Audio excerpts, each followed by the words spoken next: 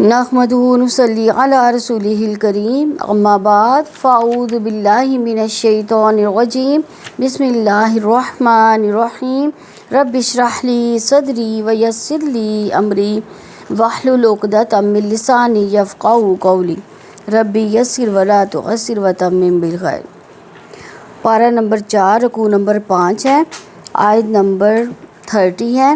یا ایھا الذین، اے لوگو جو آمنو ایمان لائے، لا تاکلوا، نہ تم کھاؤ، لا نہ تا تم اکلو کھاؤ، نہ تم کھاؤ، ربا سود، اضعافاً کئی گنا، مضاعفتاً جو دگنے کیے ہوئے ہیں، واتقوا اور تم ڈر جاؤ اللہ تعالیٰ سے، لعلکم تاکہ تم، لعل تاکہ کم تم، لعلکم تاکہ تم تفلحون تم کامیاب ہو جاؤ، واتقوا اور تم ڈر جو النار آگ سے، التی وہ جو اعدت تیار کی گئی ہے، للکافرین کافروں کے لیے، لام زیر لی کے لیے، کافرین کافر، واطیعوا اور تم اطاعت کرو اللہ تعالیٰ کی، والرسول اور رسول کی، لعلکم تاکہ تم ترحمون تم پر رحم کیا جائے، وسارعوا اور تم دوڑو الی مغفرۃ مغفرت کی طرف، من ربکم اپنے رب کی طرف سے، وجنت اور جنت کی، عرضھا چوڑائی جس کی، السماوات آسمانوں، والارض اور زمین جتنی ہے، اعدت تیار کی گئی ہے، للمتقین اللہ تعالیٰ سے ڈرنے والوں کے لیے، الذین وہ لوگ جو ينفقون خرچ کرتے ہیں، فی السراء خوشی میں، والضراء اور تکلیف میں، والکاظمین اور پینے والے، الغیظ غصے کو، والعافین اور درگزر کرنے والے، عن الناس لوگوں سے، واللہ اور اللہ تعالیٰ، یحب پسند کرتا ہے، المحسنین نیکی کرنے والوں کو، والذین اور وہ لوگ جو اذا جب فعلوا وہ کر بیٹھے، فاحشۃ کوئی برائی، او یا ظلموا وہ ظلم کر بیٹھے، انفسہم اپنی جانوں پر، ذکروا وہ یاد کرتے ہیں اللہ تعالیٰ کو، فاستغفروا پھر وہ بخشش مانگتے ہیں، لذنوبہم اپنے گناہوں کے لیے، ومن اور کون ہے جو یغفر معاف کر سکتا ہے، ذنوب گناہوں کو، الا سوائے اللہ تعالیٰ کے، ولم اور نہیں، یصروا وہ اصرار کرتے، علی اوپر، ما اس کے جو، فعلوا انہوں نے کیا، وہم اور وہ سب، یعلمون وہ جانتے ہیں، اولئک یہی لوگ ہیں، جزاؤہم بدلہ ان کا، مغفرۃ مغفرت ہے، من ربہم ان کے رب کی طرف سے، وجنات اور جنتیں ہیں، تجری جاری ہیں، من تحتہا جس کے نیچے سے، الانہار نہریں، خالدین ہمیشہ رہنے والے ہیں، فیہا اس میں، ونعم اور کتنا اچھا ہے، کیسا اچھا ہے، اجر یا بدلہ، العاملین عمل کرنے والوں کا، قد یقیناً خلط گزر چکے، من قبلکم پہلے تم سے، سنن بہت سے طریقے، فسیروا سو تم چلو پھرو، فی الارض زمین میں، فانظروا چنانچہ تم دیکھو، کیفا کیسا، کانا ہوا، عاقبت انجام، المکذبین جھٹلانے والوں کا، ھذا یہ بیان ہے، للناس لوگوں کے لیے، لام زیر لی کے لیے، الناس لوگوں کے لیے، وہدی اور ہدایت، وموعظۃ اور نصیحت، للمتقین اللہ سے ڈرنے والوں کے لیے، لام زیر لی کے لیے، متقین یعنی ڈرنے والے، ولا اور نہ تہنوا تم ہمت ہارو، ولا اور نہ تحزنوا تم غم کرو، وانتم اور تم ہی اعلون غالب ہوگے، ان اگر کنتم ہو تم مؤمنین مومن، ان اگر یمسسکم لگی ہے تمہیں، کرہن چوٹ، فقط تو یقیناً مسا لگ چکی، القوم اس قوم کو، کرہن چوٹ، مثلہ اس جیسی، وتلک اور یہ، الایام دن ہے، نداولھا ہم گھماتے رہتے ہیں انہیں، بین درمیان، الناس لوگوں کے، ولیعلم اور تاکہ جان لے اللہ تعالیٰ،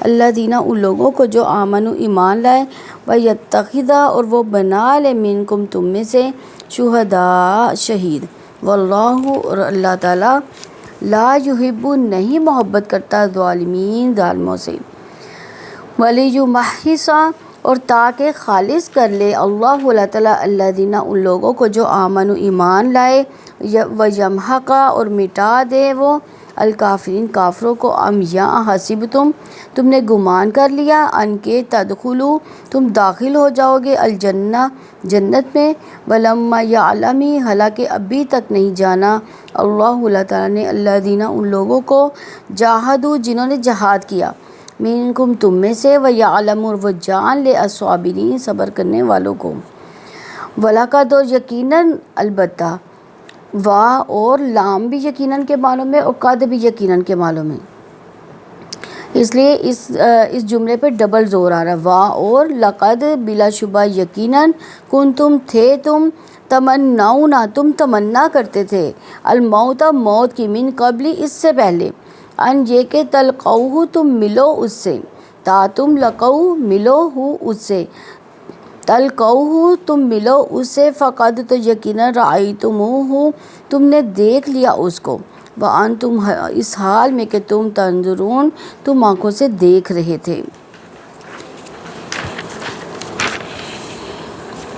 ان کے روٹ ورڈ دیکھ لیں، اضعافاً ضا عین فا، مضاعفتاً اس کا بھی یہی ہے، دونوں کا ایک ہی روٹ ہے،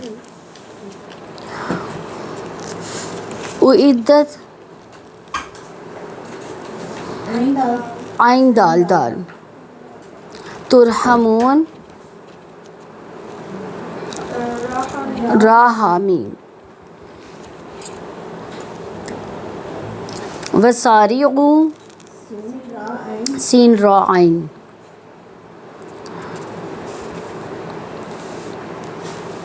ينفقون نون فا قاف، والکاظمین ہاں کاف ضا میم،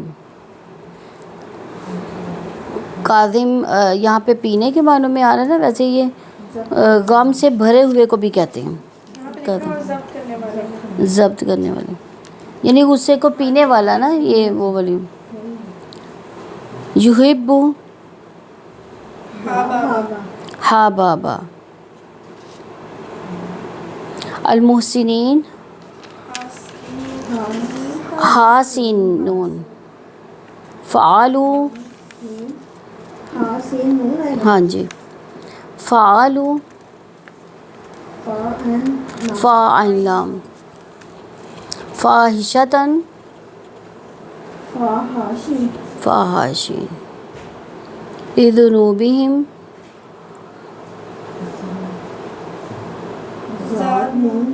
ہاں جی، ذال نون با، با زام بن سے ہوتا ہے نا، مغفرتن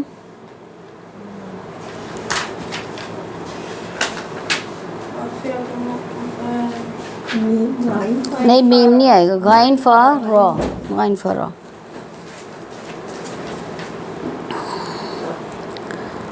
خلط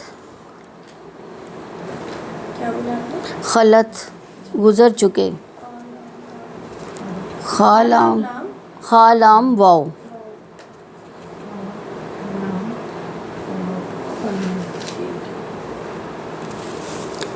فانظروا نون ضارہ، المکذبین کاف ذال با،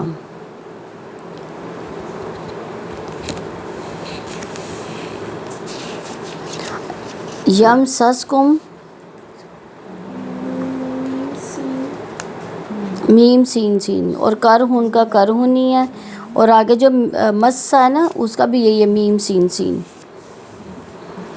نداولوہا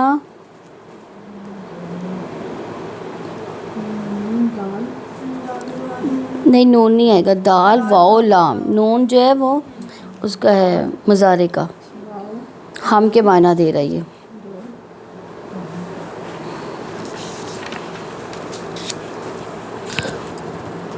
وَلِيُمَحِّصَ میم ہا صاد، یمحق ہاں، یہ اس کا بھی وہی ہے جو اس کا تھا۔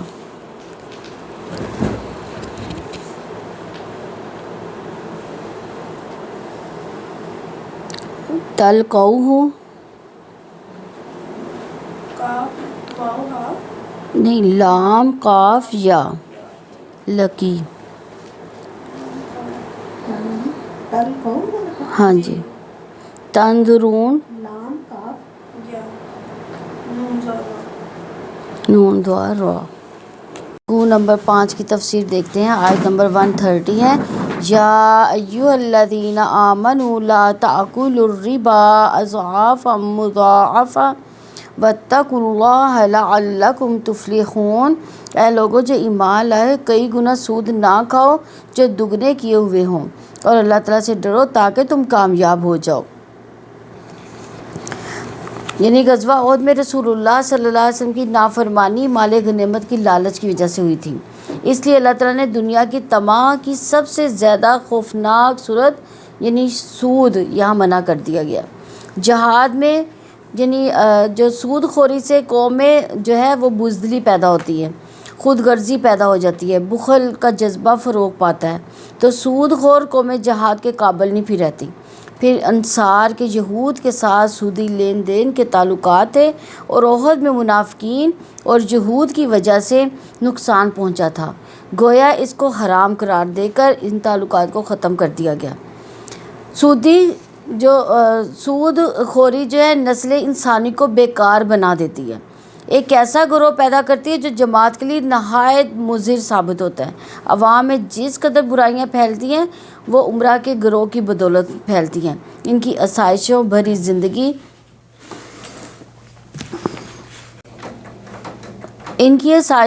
ज़िंदगी अवाम के अखलाक के लिए मुस्तकिल ख़तरा है। इस्लाम जो अखलाक और इस्लाह का अलमबरदार है, कैसे सूद की इजाज़त दे सकता है। इसलिए फरमाया, या अय्युहल्लज़ीना आमनू ला ताकुलुर रिबा अज़आफ़न मुज़ाअफ़ा। ऐ लोगो जो ईमान लाए हो, कई गुना सूद ना खाओ जो दुगने किए हुए हों।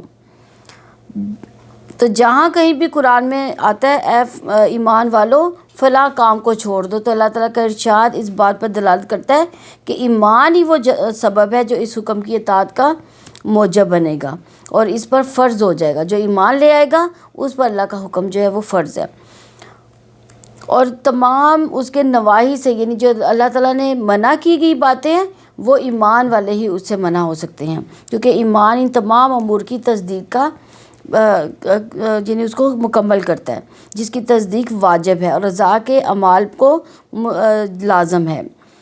ला ताकुलु रिबा, सूद ना खाओ, इसका मफ़हूम नहीं है कि सिर्फ खाओ नहीं बल्कि सूद से हर तरह का तसर्रुफ़ हराम है, यानी खाना पीना, लिबास हो, हर चीज़ में जो सूद शामिल हो वो मना है। तो रिबा लुगत में इजाफ़े को कहा जाता है। तो शरीयत में इसकी दो किस्में रिबा यानी फ़ज़ल और रिबा नसिया। रिबा फ़ज़ल सोने चांदी गंदम जौ वगैरह में होता है, इसी जिन से भी हराम है, ये फ़ज़ल या ज़्यादती है। और दूसरा रिबा निसिया, ये कि किसी आदमी पर मुद्दत मुकर्रर के साथ जो कर्ज़ हो मुद्दत मुकर्रर तक हलाल है, यानी एक मुद्दत मुकर्रर है कि इस वक्त मैं ये जो है उधार जो है वापस कर दूंगा, उस मुद्दत तक जो है वो हलाल है, जबकि इस कर्ज़ में इजाफ़ा ना हो, और अगर मोहलत के साथ कर्ज़ में इजाफ़ा हो तो ये रिबा नसिया है। अज़आफ़ और मुज़ाअफ़ा, कई गुना जो दुगने किए हुए हों, यानी जाहिलियत में ये होता था कि लोग कर्ज़ के लिए मोहलत देते तो जितनी मोहलत देते इतना ही कर्ज़ बढ़ा देते, इस तरह कर्ज़ में कई गुना इजाफ़ा हो जाता था। तो यहाँ इस ज़माने के सूदखोरों की संगदिली बयान की जा रही है जो आज भी मौजूद है। ज़माना जाहिली में बहुत से लोग दूसरों को सूदी कर्ज़े दिया करते थे, जब कर्ज़े की मियाद ख़त्म हो जाती तो मकरूज़ से कहते कि कर्ज़ अदा करो वरना सूद में इजाफ़ा करो। कर्ज़ अदा ना कर सकने की सूरत में क्या करते थे कि वो उसमें और तोसी कर देते, यानी मियाद में भी तोसी हो जाती और सूद में भी इजाफ़ा कर दिया जाता। इस तरह कुछ अरसे के बाद सूद की मिकदार असल ज़र से कई गुना ज़्यादा हो जाती थी। सूदी कारोबार की इस भयानक सूरत हाल की तरफ कुरान ने अज़आफ़ और मुज़ाअफ़ा के अल्फाज से इशारा किया है। वत्तकुल्लाह लअल्लकुम तुफ़्लिहून, अल्लाह ताला से डरो ताकि तुम कामयाब हो जाओ, यानी अल्लाह ताला से डरो, यानी अल्लाह ताला से डर जाओ, सूद ना खाओ। किस लिए सूद ना खाओ?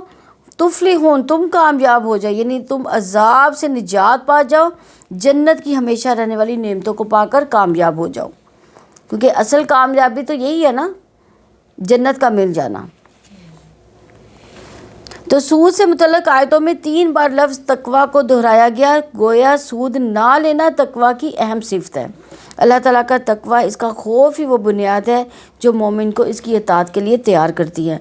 तकवा की वजह से मोमिन हक़ और बातिल में तमीज़ करता है, हक़ को अपनाता है, बातिल को रद्द कर देता है। अल्लाह ताला ने तकवा को कामयाबी का बायस करार दिया, यानी तकवा इख्तियार करने पर ही तुम कामयाब हो सकते हो। आयत नंबर 131 है, वत्तकुन्नार अल्लती उइद्दत लिल काफिरीन, और उस आग से डर जाओ जो काफिरों के लिए तैयार की गई है। यानी अल्लाह ताला ने काफिरों के लिए तैयार जहन्नम की आग तैयार कर रखी है, कबीरा गुनाह जो कुफर के खसाइल में से है, जिनके हामलीन के लिए अल्लाह ताला ने जहन्नम की आग तैयार कर रखी है। इमाम अबू हनीफ़ा रहमुल्लाह से मरवी है, वो कहते हैं कि कुरान करीम में ये आयत सबसे ज़्यादा खौफ दिलाने वाली है कि अगर मुसलमानों ने तकवा की राह इख्तियार ना की तो इस आग का सामना करना पड़ेगा जो काफिरों के लिए तैयार की गई है। कौन सी राह इख्तियार ना की? तो तकवा की। वत्तकुन्नार, और उस आग से डर जाओ, यानी ईमान और सूदी निज़ाम एक जगह जमा नहीं हो सकते। सूद और आग का ताल्लुक है, क्योंकि वो मुआशरा जहाँ सूदी निज़ाम कायम होगा दीन से खारिज तस्वर हो जाएगा। इसका अंजाम आग है जिसे काफिरों के लिए तैयार किया गया है। इस मुकाम पर असल में शदीद तंबीह की गई है जो छुपी हुई नहीं है। मोमिनों को मुखातिब करके नाफरमानों से बचने का हुक्म दिया गया है, जबकि इसने इल्म दिया कि तकवा से जुदा होकर इस आग में दाखिल हो जाए। ये बात तमाम नाफरमानों से दूर रखती है। जैसा कि इमाम अबू हनीफ़ा से रवायत बयान की गई है कि वो कहते हैं कि ये कुरान मजीद में सबसे ज़्यादा खौफ दिलाने वाली आयत है। अल्लाह ताला ने वईद दी है मोमिनों को इस आग की जो काफिरों के लिए तैयार की गई है, अगर वो अल्लाह ताला की हराम करदा चीज़ों से इज्तनाब नहीं करेंगे। तो अल्लाह ताला ने सूद खाने से रोकते हुए 2 दफ़ा तकवा का हुक्म दिया। एक बार ये फरमाया लअल्लकुम तुफलिहून, ताकि तुम कामयाब हो जाओ। दूसरी जगह आग से डराया गया। तो इसकी हिकमत क्या है? एक तरफ तो उम्मीद दिलाई गई कि अगर सूदी कारोबार छोड़ देंगे तो उम्मीद रख सकते हैं कि कामयाब हो जाए, इसलिए कि कामयाबी तकवा की सूरत में मिल सकती है। दूसरी तरफ खौफ दिलाया गया कि जो शख्स अल्लाह ताला से डरता हो, जिसके दिल में अल्लाह ताला का खौफ हो, अज़ाब जहन्नम का खौफ हो, वो हरगिज़ सूद नहीं खा सकता। अल्लाह ताला ने मोमिन के दिल के अंदर उम्मीद को उभार कर और खौफ को जगा कर इसके ईमान को बेदार किया, ईमान को कवी किया, ताकि इसकी वजह से वो अपने आप को काफराना अमाल से बचा ले, क्योंकि ईमान सिर्फ ज़बानी दावे का नाम नहीं है। इसका तकाजा है कि अपनी ज़िंदगी को ईमान के रंग में रंगा जाए।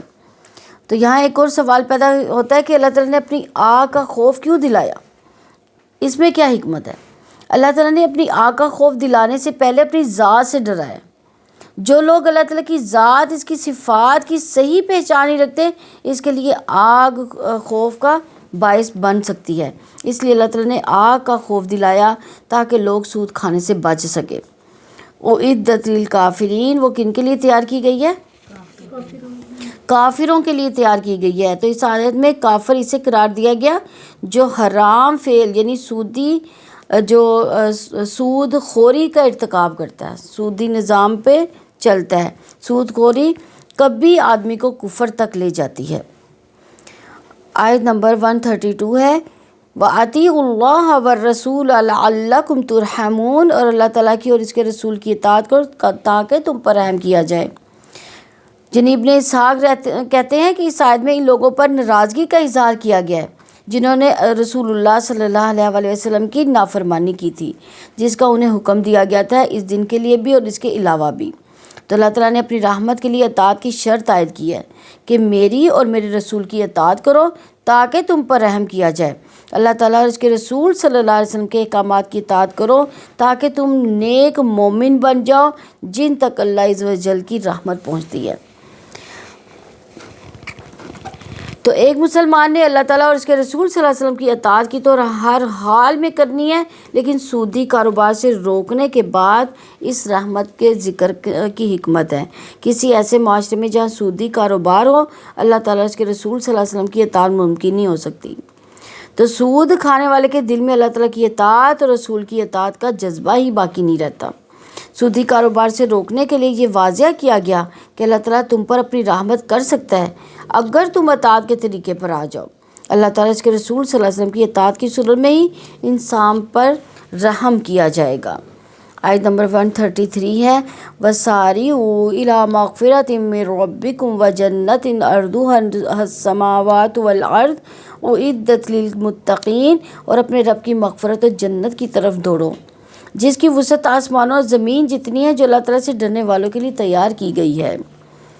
یعنی اللہ تعالیٰ نے ہلاکت اور بربادی سے بچانے کے لیے جنت اور مغفرت کے لیے جلدی کرنے کا حکم دیا۔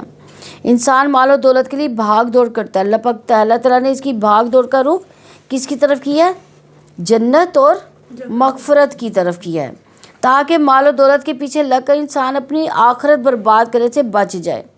سعید بن جبیر رحمہ اللہ نے اللہ تعالیٰ کے قول وَسَارِعُوا کے بارے میں کہا کہ اس سے مراد کے نیک عمال کرنے میں جلدی کرو، اس چیز کی طرف جلدی کرو جو مغفرت کا مستحق بنا دے، جیسے اسلام، توبہ اور اخلاص۔ سیدنا ابو ہریرہ رضی اللہ عنہ فرماتے ہیں کہ رسول اللہ صلی اللہ علیہ وآلہ وسلم نے فرمایا تاریک رات کے ٹکڑوں کی طرح فتنوں کے واقعہ ہونے سے پہلے تم نیک عمال کی جلدی کرو۔ صبح کو آدمی ایماندار ہوگا، شام کو کافر ہو جائے گا، اور شام کو ایماندار ہوگا تو صبح کو کافر ہو جائے گا۔ لوگ دین کو دنیا کے سامان کی خاطر فروخت کر دیں گے۔ یہ جامعہ ترمذی کی 2195 نمبر حدیث ہے۔ اسی طرح ابو عقبہ بن حارث رضی اللہ عنہ بیان کرتے ہیں کہ میں نے نبی کریم صلی اللہ علیہ وسلم کے پیچھے مدینے میں عصر کی نماز پڑھی، بس آپ صلی اللہ علیہ وآلہ وسلم نے سلام پھیرا اور نہایت تیزی سے اٹھ کھڑے ہوئے، لوگوں کی گردنیں پھلانگتے ہوئے اپنی بیویوں میں سے کسی کے حجرے کی طرف تشریف لے گئے۔ لوگ آپ صلی اللہ علیہ وسلم کی اس تیز رفتاری سے گھبرا گئے۔ تھوڑی دیر کے بعد آپ صلی اللہ علیہ وسلم واپس تشریف لائے تو دیکھا کہ لوگ آپ صلی اللہ علیہ وسلم کی اس تیز رفتاری پر تعجب کر رہے تھے۔ آپ صلی اللہ علیہ وسلم نے فرمایا مجھے یاد ہے کہ میرے پاس گھر میں سونے یا چاندی کی ڈلی کا کچھ حصہ ہے، مجھے یہ بات اچھی نہیں لگی کہ یہ ڈلی مجھے اللہ تعالیٰ کی یاد سے روک دے، اس لیے میں جلدی جا کر اس کو تقسیم کرنے کا حکم دے دیا۔ صحیح بخاری کی 851 نمبر حدیث ہے۔ جابر بن عبداللہ انصاری رضی اللہ عنہ سے سنا، انہوں نے بیان کیا کہ ایک صحابی نے نبی صلی اللہ علیہ وسلم سے غزوہ احد کے موقع پر پوچھا یا رسول اللہ صلی اللہ علیہ وسلم اگر میں قتل کر دیا جاؤں تو میں کہاں جاؤں گا؟ رسول اللہ صلی اللہ علیہ وسلم نے فرمایا کہ جنت میں۔ انہوں نے کھجور پھینک دی جو ان کے ہاتھ میں تھی اور لڑنے لگے یہاں تک کہ وہ شہید ہو گئے۔ بس ساریو اور دوڑو، اللہ تعالیٰ کے راستے پر چلنے کی بجائے جلدی کرنے کا حکم دیا گیا۔ اللہ تعالیٰ کے راستے پر چلنے کی بجائے جلدی کرنے کا حکم دے کر یہ یقین دلایا جا رہا ہے کہ تم اکیلے اس راستے کے مسافر نہیں ہو، کچھ اور لوگ بھی ہیں جو اس انعامی مقابلے میں شریک ہیں۔ تو اللہ تعالیٰ نے یہاں واضح کیا کہ جنت یوں ہی نہیں ملے گی، اس کے لیے محنت، مشقت اور بھاگ دوڑ کرنا پڑے گی۔ رب کی مغفرت اور جنت کی طرف استغفار، توبہ اور اعمال صالح کے ساتھ دوڑو۔ عرضها السماوات والارض، جس کی وسعت آسمان و زمین جتنی ہے۔ ابن کثیر نے فرمایا اللہ تعالیٰ کے اس قول کے بارے میں کہا گیا عرضها السماوات والارض، جنت بے حد فراغ ہے، جب اس کا عرض آسمان و زمین کے برابر ہے تو لمبائی کیا ہوگی؟ تو مسند احمد میں ہے کہ ہرکل نے حضور صلی اللہ علیہ وسلم کی خدمت میں بطور اعتراض کے ایک سوال لکھ بھیجا کہ آپ مجھے جنت کی دعوت دے رہے ہیں جس کی چوڑائی آسمان اور زمین کے برابر ہے، تو یہ فرمائیے کہ پھر جہنم کہاں گئی؟ حضور صلی اللہ علیہ وسلم نے فرمایا سبحان اللہ، جب دن آتا ہے تو رات کہاں جاتی ہے؟ اعدت للمتقین، تو اللہ تعالیٰ سے ڈرنے والوں کے لیے تیار کی گئی ہے، یعنی اس وقت موجود ہے۔ اس آیت کے توسط سے یہ بھی معلوم ہو چکا کہ جنت اور دوزخ جو ہے وہ تیار ہو چکی۔ اس میں لوگوں کا رد ہے جو اس بات کے قائل ہی نہیں۔ اللہ تعالیٰ سے ڈرنے والوں کے لیے یعنی متقی وہ ہے جو نہ واجب کو ترک کرتا ہے نہ حرام کا انجام دیتا ہے، یعنی حرام کام کو بھی نہیں کرتا، اللہ تعالیٰ کی نافرمانی نہیں کرتا، اور اگر اس سے کوئی گناہ سرزد ہو جائے تو فوراً کیا کرتا ہے؟ توبہ کر لیتا ہے، معافی مانگ لیتا ہے۔ یقیناً جنت متقیوں کا ہی حق ہے۔ جو اللہ تعالیٰ سے ڈرنے والوں کے لیے تیار کی گئی ہے۔ جنت کا راستہ مغفرت اور خطا بخشی کا راستہ ہے۔ اس کے لیے مومن کو کس یقین کی ضرورت ہے؟ اس کے لیے مومن کو اللہ تعالیٰ سے وعدوں پر یقین کی ضرورت ہے۔ اس کے لیے مومن کو جنت کی یقین کی ضرورت ہے، اللہ تعالیٰ کی آگ پر یقین کی ضرورت ہے، اللہ تعالیٰ کی رحمت کی امید کی ضرورت ہے۔ اس یقین کے ساتھ انسان جنت کے راستے پر گامزن ہو سکتا ہے۔ تو اس یقین کی وجہ سے مومن کے اندر جو رویے پیدا ہوتے ہیں، اس کا تذکرہ اگلی آیت 134 میں کیا گیا۔ اللہ تعالیٰ کی راہ میں ہر حال میں مال خرچ کرنا، خواہ بدحالی ہو خوشحالی ہو، اپنے غصے کو پی جانا، دوسروں کے قصور معاف کر دینا، اگر فحش کام سرزد ہو جائیں یا کسی گناہ کا ارتکاب کر بیٹھیں یا اپنے اوپر ظلم کریں تو فوراً ہی اللہ تعالیٰ کو یاد کرنا، اپنے گناہ پر استغفار کرنا، جان بوجھ کر گناہ پر اصرار نہ کرنا۔ تو اعدت للمتقین اللہ تعالیٰ نے ڈرنے والوں کے لیے تیار کی۔ اسے پتہ چلتا ہے تقویٰ جنت کی قیمت ہے، یعنی تقویٰ اللہ تعالیٰ کی حقیقی ڈر نفس کی وہ کیفیت ہے جس کے پیدا ہونے کی وجہ سے انسان مادی دنیا اور خواہشات میں گھرے رہنے کے باوجود اپنی آخرت کی بھی فکر میں لگا رہتا ہے، آخرت کے لیے بھی وہ بھاگ دوڑ کرتا ہے۔ حقیقت یہ کہ اگر تقویٰ نہ ہو تو انسان اس دنیا سے آگے کی سوچ بھی نہیں سکتا۔ اس اعتبار سے تقویٰ ہی وہ قیمت ہے جس کو ادا کر کے انسان جنت کے راستوں پر چل سکتا ہے۔ آیت نمبر 134 ہے الذین ينفقون فی السراء والضراء والکاظمین الغیظ والعافین عن الناس واللہ یحب المحسنین، اور وہ لوگ جو خوشی اور تکلیف میں خرچ کرتے ہیں اور غصے کو پینے والے لوگوں سے درگزر کرنے والے ہیں، اور اللہ تعالیٰ نیکی کرنے والوں کو پسند کرتا ہے۔ یعنی وہ لوگ جو خوشی اور تکلیف میں خرچ کرتے ہیں، خوشی میں مال خرچ کرنے والے کے اندر مال کی وہ ہرس نہیں ہوتی جو سود خور کے اندر ہوتی ہے۔ خوشی میں مال خرچ کرنے والے کا مال کے بارے میں نقطہ نظر درست ہو جاتا ہے، انہیں کوئی کام اللہ تعالیٰ کی رضا کی جگہ مال خرچ کرنے سے نہیں روک سکتا۔ اب دیکھیں کتنے صحابہ تھے، ان کے پاس کتنا مال تھا، جب نبی صلی اللہ علیہ وسلم کسی جہاد کے لیے یا کسی اللہ کی راہ کے لیے مانگتے تھے تو فوراً ہی اپنے گھر کے سامان لے آتے تھے، کتنا مال دے دیتے تھے، اپنے گھر کی بھی فکر نہیں کرتے تھے۔ اور وہ لوگ کیسے تھے؟ وہ ہر قسم کی نیکیوں پر اپنا مال خرچ کرتے رہتے تھے۔ خوشی میں مال خرچ کرنے والا تکبر میں مبتلا ہو کر غافل نہیں ہوتا، وہ ہر حال میں خوش ہو یا مغمون، صحت مند ہو یا بیمار، مالدار ہو یا نادار، اللہ تعالیٰ کے راستے میں اپنی حیثیت کے مطابق خرچ کرتے رہتے ہیں۔ خوشی میں مال خرچ کرنے والے کو خوشی اس کا مقصد زندگی نہیں بھلاتی، اور تکلیف میں مال خرچ کرنے والا مقصد زندگی کو ترجیح دیتا ہے۔ خوشی اور تکلیف میں مال خرچ کرنے والے کو ہر حال میں اپنی ذمہ داریوں کا شعور رہتا ہے۔ سخاوت ایک مزاج ہے جس کا تعلق مالداری سے نہیں، جسے سخاوت کا مزاج نصیب ہو جائے وہ ہر حال میں خرچ کرتا ہے۔ تو انسان اپنے آپ کو مال کی محبت اور حرص سے کیسے پھر آزاد کروا سکتا ہے؟ کیسے آزاد ہو سکتا ہے؟ انسان اپنے مزاج کے اعتبار سے بخیل ہے، اس کے اندر دولت کی طبعی محبت موجود ہے، اسے صدقات کے طریقے پر عمل پیرا ہونے اور قائم رہنے کے لیے ہر وقت ایک مضبوط جذبے کی ضرورت ہوتی ہے۔ یہ مضبوط جذبہ اللہ تعالیٰ کی خاطر اپنا سب کچھ لگا دینے کا ہے۔ انسان اللہ تعالیٰ کے لیے اپنا سب کچھ تبھی قربان کر سکتا ہے جب اسے اللہ تعالیٰ سے شدید محبت ہوگی اور اس کی ناراضگی کا شدید خوف ہوگا۔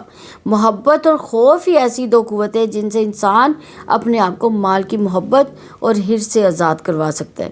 یہ دراصل تبدیلی ہے، مال کی محبت کی جگہ اللہ تعالیٰ کی محبت لے لیتی ہے، مال کی حرص کی جگہ اللہ تعالیٰ کی رضا کی حرص حاصل ہو جاتی ہے۔ یہ کام خود سے خود نہیں ہوتا، اس کے لیے شعوری کوشش کرنی پڑتی ہے۔ مثلا محبت اور خوف کے لیے اللہ تعالیٰ کی پہچان کی ضرورت ہوتی ہے۔ اس پہچان کے لیے غور و فکر کی، ایک غور و فکر کرنے والے کے لیے دنیا کی ہر چیز ایمانی رزق بن جاتی ہے۔ جو انسان شعوری طور پر اللہ تعالیٰ کی قدرت کو محسوس کرتا ہے، اس کا تعلق پھر کس سے بن جاتا ہے؟ اللہ تعالیٰ سے تعلق بن جاتا ہے اس کا۔ تو جتنا یہ تعلق بنتا جاتا ہے، پہلے سے موجود تعلقات میں اتنی ہی کمی آتی جاتی ہے۔ اسی وجہ سے مال سے اس کا تعلق کمزور پڑ جاتا ہے۔ دو محبتیں، اللہ تعالیٰ کی محبت اور مال کی محبت، ایک دل میں جمع نہیں ہو سکتی، یعنی ہر محبت انسان کی زندگی کا رخ متعین کرتی ہے. انسان کی ساری سرگرمیاں اسی کے گرد گھومتی ہیں اور رویوں میں واضح فرق آ جاتا ہے. والکاظمین الغیظ، اور غصے کو پینے والے، یعنی غصہ ایک رد عمل ہے. اس صورت میں یہ ہوتا ہے کہ انسان کے خون میں گرمی پیدا ہو جاتی ہے اور انسان کے افعال اس کے قابو میں نہیں رہتے. غصے میں ایسے ہی ہوتا ہے نا، انسان اپنے قابو میں نہیں رہتا اس وقت. چہرے پر اس کے آثار نظر آتے ہیں، آنکھیں چڑھنے لگتی ہیں، نتنے پھولنے لگتے ہیں، سانس پھولنے لگتی ہے اور انسان کی زبان بلا روک ٹوک بولنے لگتی ہے. غصہ بڑھ جانے کی صورت میں کیا ہوتا ہے؟ انسان ٹوٹ پھوٹ کا شکار ہو جاتا ہے، یہاں تک کہ ایسی حال میں بعض کا لوگ دوسروں کو قتل بھی کر ڈالتے ہیں. کئی شوہر اپنی بیویوں کو طلاق دے دیتے ہیں، کچھ لوگ بیوی بچوں کی پٹائی کر دیتے ہیں. غرض انسان غصے میں انسان نہیں رہتا. تو غصے کو پینے کی کون کون سی پھر صورتیں ہیں؟ انسان دوسرے سے انتقام لینے کی قدرت نہ رکھتا ہو تو ظاہری طور پر غصہ ٹھنڈا ہو جاتا ہے، لیکن اندر حسد چھپی ہوتی ہے دل کے اندر، اور دل کے اندر گہری دشمنی پیدا ہو جاتی ہے. دوسرا، غصے کو دل میں چھپانے سے دل پر پردہ پڑ جاتا ہے، دل کے اندر کینے کی آگ سلگتی ہے. انسان دوسروں سے انتقام لینے کی قدرت رکھتا ہے لیکن دل و جان سے معاف کر دیتا ہے، درگزر کرتا ہے تو دل پر غصے کی وجہ سے جو پردہ پڑا ہوتا ہے وہ ہٹ جاتا ہے. انسان کا دل مطمئن ہو جاتا ہے، زمین پر سکون آ جاتا ہے، روح ہلکی پھلکی ہو جاتی ہے. والعافین عن الناس، اور غصے کو پینے والے، یعنی غصے کو پینے کی افضل صورت یہ ہے کہ غصہ آئے تو کیا کرے؟ معاف کر دیں، درگزر کرے، دل میں کینہ نہ رکھیں. غصے کو پینے والے لوگوں کی برائیوں اور زیادتیوں کو معاف کر دیتے ہیں. غصے میں آپے سے باہر ہونا تو درکنار غصے کو ظاہر بھی نہیں کرتے وہ لوگ. تو مومن غصے کو کیسے پھر کنٹرول کرتا ہے؟ مومن غصہ پینے پر اللہ تعالیٰ سے اجر کی امید باندھنے پر باذن اللہ غصے کو کنٹرول کرتا ہے. اللہ تعالیٰ فرماتے ہیں، اے انسان غصے میں مجھے یاد کر لیا کرو، جب مجھے غصہ آئے گا تو تم مجھے بھی یاد آ جاؤ گے اور میں ہلاک کرنے والوں کے ساتھ میں تجھے ہلاک نہیں کروں گا. ابن حاتم کی روایت ہے. جب غصہ دلایا جا رہا ہو تو انسان اپنے شعور کے دروازے کھلے رکھے، شیطان سے اللہ تعالیٰ کی پناہ مانگے، اس لیے کہ غصہ شیطانی فعل ہے. جب غصہ آ جائے تو پانی پی لے یا غصے کی آگ کو بجھا لے، پانی پی کے اپنی حالت بدل لے، یعنی کھڑا ہو تو بیٹھ جائے، بیٹھا ہو تو لیٹ جائے. سیدنا ابو ذر رضی اللہ عنہ سے روایت ہے، رسول اللہ صلی اللہ علیہ وسلم نے ارشاد فرمایا کہ جب تم میں سے کسی کو غصہ آئے اور وہ کھڑا ہو تو بیٹھ جائے، اسی طرح غصہ چلا جائے تو بہتر ہے، ورنہ لیٹ جاؤ. جگہ بدلے، یعنی اس جگہ سے اٹھ جائے یا چلا جائے، چاہے تھوڑی دیر کے لیے ہی کیوں نہ ہو. وضو کر لے، یہ انتہائی مفید طریقہ ہے وضو کر لینا. اس میں حالت بھی بدلتی ہے، جگہ بھی بدلتی ہے اور سوچ بھی بدل جاتی ہے. انسان اپنے منہ سے اور ناک میں اور مختلف فضا سے پانی ڈالتا ہے جس کی وجہ سے سکون مل جاتا ہے. اللہ تعالیٰ کا نام لیتا ہے تو کیفیت بدل جاتی ہے. رسول اللہ صلی اللہ علیہ وسلم نے ارشاد فرمایا کہ بلا شبہ غصہ شیطان سے ہے، اور بے شک شیطان کس سے بنا ہوا ہے؟ آگ سے بنا ہے، اور آگ کو پانی ہی بجھا سکتی ہے. سو تم میں سے کسی شخص کو غصہ آئے تو کیا کرے؟ پھر وہ وضو کر لے. ہم میں سے کتنے لوگ ہیں جو غصہ نہیں کرتے ہیں غصہ؟ غصے کو کتنے لوگ پیتے ہیں؟ کوئی پیتا ہے؟ نہیں پیتے؟ تو آپ پھر یہ کر لیا کریں، اپنی جگہ بدل لیا کریں، پانی پی لیا کریں. تو اللہ تعالیٰ کیا کہتے ہیں کہ پھر اس وقت کو یاد کر لیا کریں جب مجھے تم لوگوں پہ غصہ آئے گا. اگر تم دنیا میں انسان پہ غصہ جو ہے وہ پی جاؤ گے تو میں بھی اس دن جو ہے وہ پی جاؤں گا تم پر جو غصہ آئے گا. تو غصہ آنے کے بعد جب کنٹرول ہو جائے تو اللہ تعالیٰ سے توبہ استغفار کرے، جس پر غصہ آیا ہو اس کو معاف کر دیں. تو ہم تو معاف کرتے ہی نہیں ہیں، پوری زندگی لگ جائے اس انسان کو ہم چھوڑتے نہیں ہیں جب تک ہمارا غصہ نہیں اس پہ نکل جاتا. غصے کے بارے میں نبی صلی اللہ علیہ وسلم کی بہت سی احادیث ہے، جس میں سیدنا ابو ہریرہ رضی اللہ عنہ بیان کرتے ہیں کہ پہلوان وہ نہیں جو کشتی لڑنے میں غالب آ جائے، بلکہ اصلی پہلوان وہ ہے جو غصے کی حالت میں اپنے آپ پر قابو پا لے. یہ نبی صلی اللہ علیہ وسلم کا ارشاد ہے. کسی شخص نے رسول اللہ صلی اللہ علیہ وسلم سے کہا کہ مجھے کچھ وصیت کیجیے. آپ صلی اللہ علیہ وسلم نے فرمایا غصہ نہ کر. وہ کہتے ہیں میں نے جو غور کیا تو معلوم ہوا کہ تمام برائیاں کہاں سے شروع ہوتی ہیں. ہاں یعنی غصہ برائیوں کا مرکز ہے. اور سیدنا سہل بن معاذ اپنے والد سے روایت کرتے ہیں کہ نبی صلی اللہ علیہ وسلم نے فرمایا جو شخص اپنا غصہ اتارنے کی طاقت رکھتے ہوئے بھی ضبط کر لے تو اللہ تعالیٰ اسے قیامت کے دن ساری مخلوق کے سامنے بلائے گا اور اسے اختیار دے گا کہ جنت کی حورین میں سے جس سے چاہے منتخب کر لے. جو شخص باوجود موجود ہونے کے شہرت کے کپڑے کو تواضع کی وجہ سے چھوڑ دے اسے اللہ تعالیٰ کی کرامت و عزت کا حلہ قیامت کے دن پہنایا جائے گا. جو کسی کا سر چھپائے اللہ اسے قیامت کے دن بادشاہت کا تاج پہنائے گا. جس نے قدرت کے باوجود غصہ پی لیا اللہ تعالیٰ اس کا سینہ نور اور ایمان سے بھر دیں گے.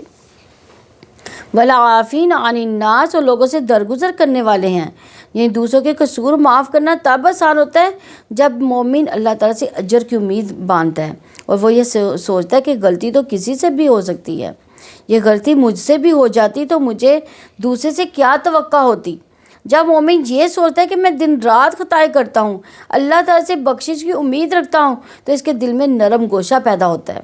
جب مومن یہ سوچتا ہے کہ معاف کر دینے کا اجر بہت بڑا ہے یا جب مومن یہ سوچتا ہے کہ معاف کرنے سے اللہ تعالیٰ کی محبت نصیب ہوتی ہے تب انسان کیا ہے اس کو معاف کرنا بہت آسان ہو جاتا ہے.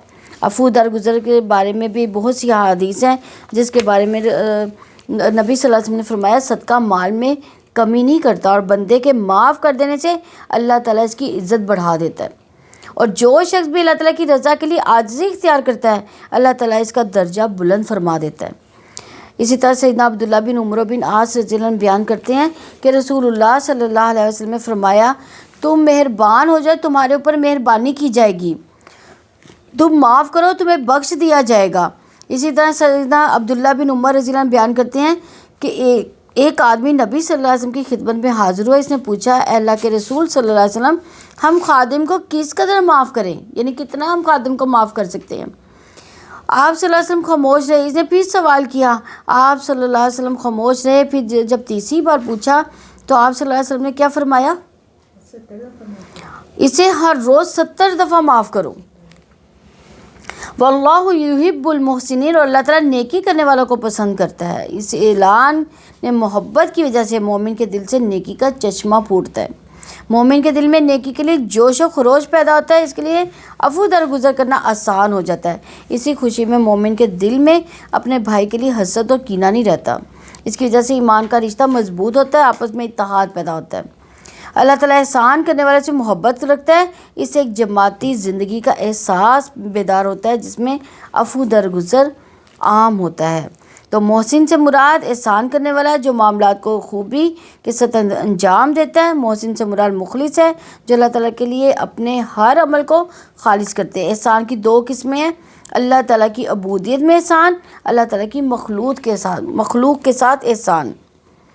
آیت نمبر 135 ہے والذین اذا فعلوا فاحشة او ظلموا انفسهم ذکروا اللہ فاستغفروا لذنوبهم ومن یغفر الذنوب الا اللہ ولم یصروا علی ما فعلوا وهم یعلمون. اور وہ ایسے لوگ ہیں جو کوئی برائی کر بیٹھیں یا اپنی جانوں پر ظلم کر بیٹھیں تو وہ اللہ تعالیٰ کو یاد کرتے ہیں, پھر وہ اپنے گناہوں کے لیے بخشش مانگتے ہیں اور اللہ تعالیٰ کے سوا گناہ کو کون معاف کر سکتا ہے, اور اس پر جو انہوں نے کیا جان بوجھ کر اصرار نہیں کرتے. والذین اذا فعلوا فاحشة وہ ایسے لوگ ہیں جو برائی کر بیٹھے, یعنی ہر برے اور بے شرمی کے کام کو فحش کام کہتے ہیں.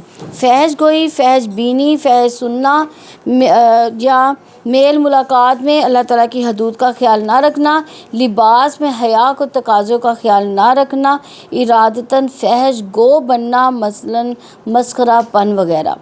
تو فحش کے بارے میں نبی صلی اللہ علیہ وسلم نے فرمایا کہ جس چیز میں بےہودگی ہوگی اسے عیب دار کر دے گی, اور جس چیز میں حیا ہوگی اسے وہ خوبصورت بنا دے گی. یہ ترمذی کی 1974 نمبر حدیث ہے.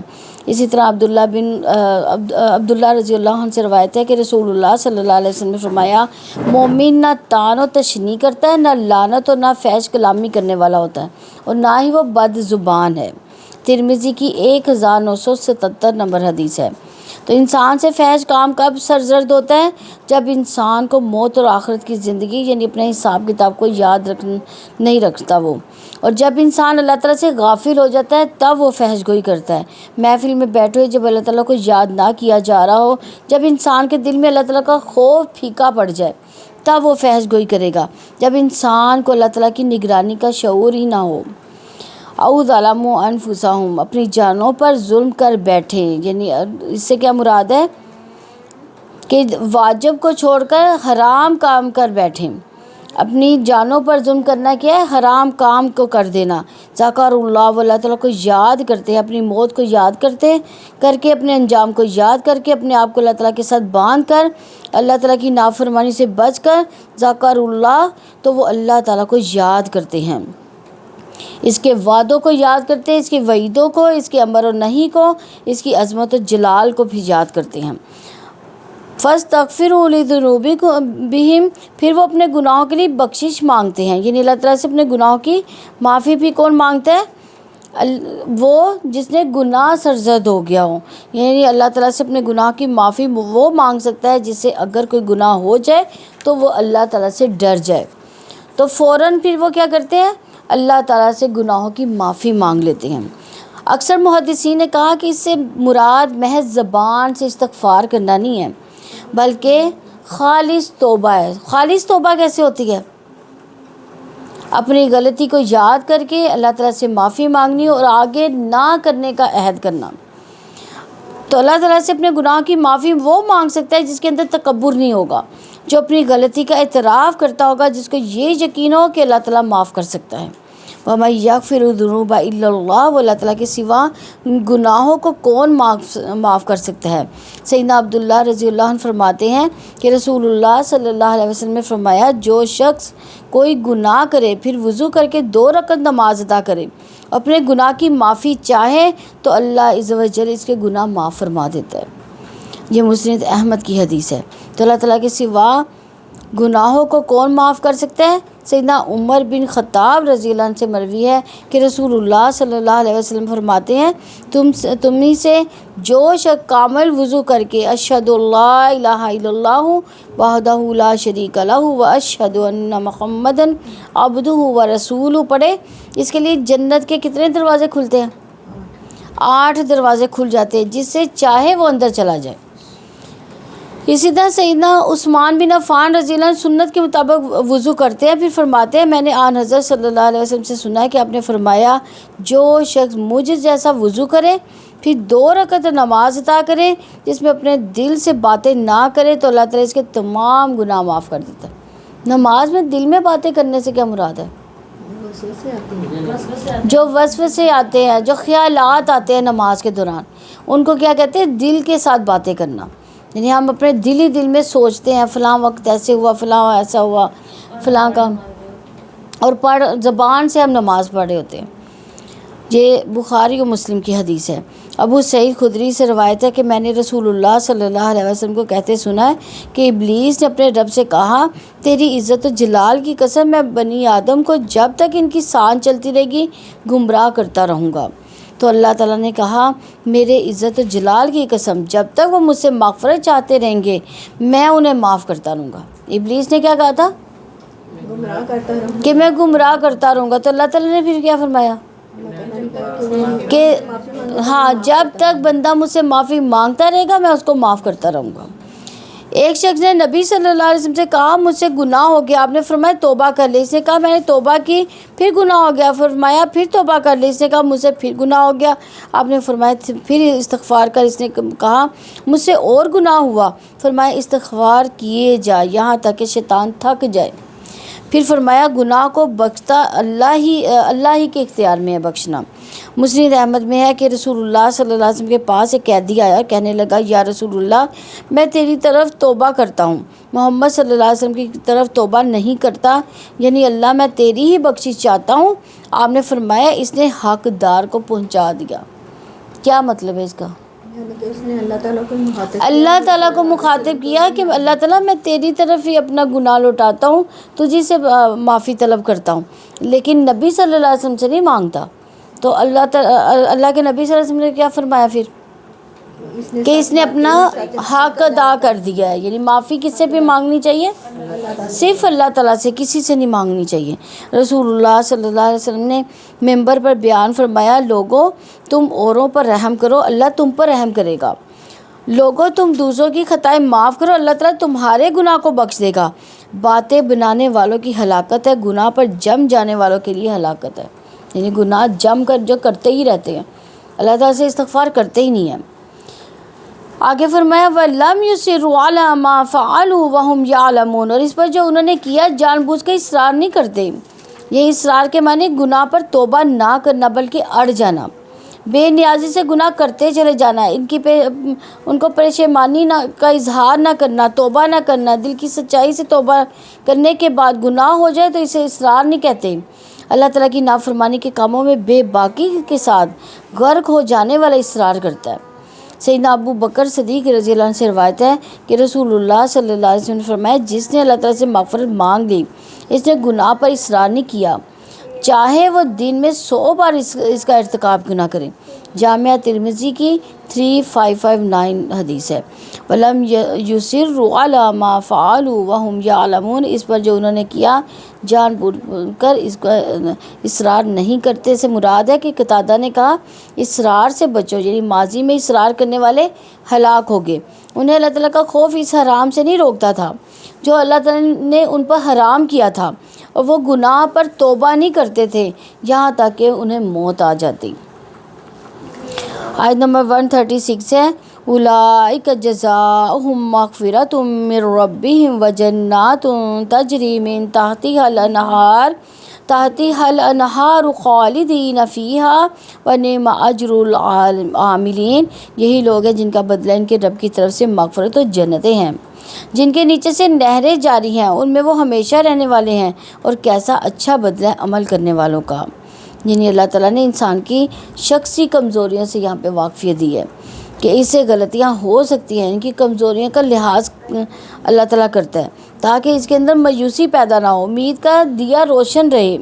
اللہ تعالیٰ انسان کے میلانات سے واقف ہے. اگر اس کے اندر احوانی میلانات ہے تو دوسری طرف اس کے اندر رب کی طرف جھکنے کا رجحان بھی ہے.